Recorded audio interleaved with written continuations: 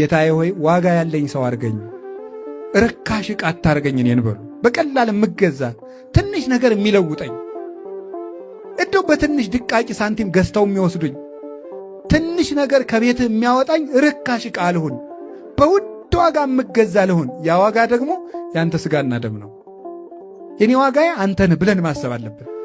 እና ለራሳችሁ እኔ እኮ ዋጋ ያለኝ ሰው ነኝ ብላችሁ ካሰባችሁ ርካሽ ቦታ ስትወጡ እንዴ እኔ ዋጋዬ ስንት ነው በሉ።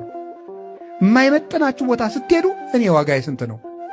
እንደ ተራ ሰው ወጥታችሁ እያበዳችሁ ተሳደቡ ሲላችሁ እኔ ዋጋዬ እኮ ይሄ አይደለም። ሀብት ንብረት አፍርታችሁ ከቤተ ክርስቲያን ሲያስኮብልላችሁ ለእኔ ዋጋዬ ብር ነው፣ ለእኔ ዋጋዬ ቤት ነው፣ ለእኔ ዋጋዬ መኪና ነው፣ የእኔ ዋጋ እኮ ክርስቶስ ነው ብለን ነው ማሰብ ያለብን። ዋጋችንን ማወቅ አለብን። ለእኔ ዋጋዬ ወንበር ነው፣ ለእኔ ዋጋዬ ሥልጣን ነው፣ ለእኔ ዋጋዬ ጌታዬ ነው። በደም ነው የተገዛሁት። ለእኔ የተከፈለልኝ ይሄ ነው። ይሄ ወንበር ከክርስቶስ ከለየኝ እልም ይበል። ይሄ ገንዘብ የሚለየኝ ከሆነ እልም ይበል። ለእኔማ ዋጋዬ መድኃኔ ዓለም ነው ብለን ማሰብ ያለብን።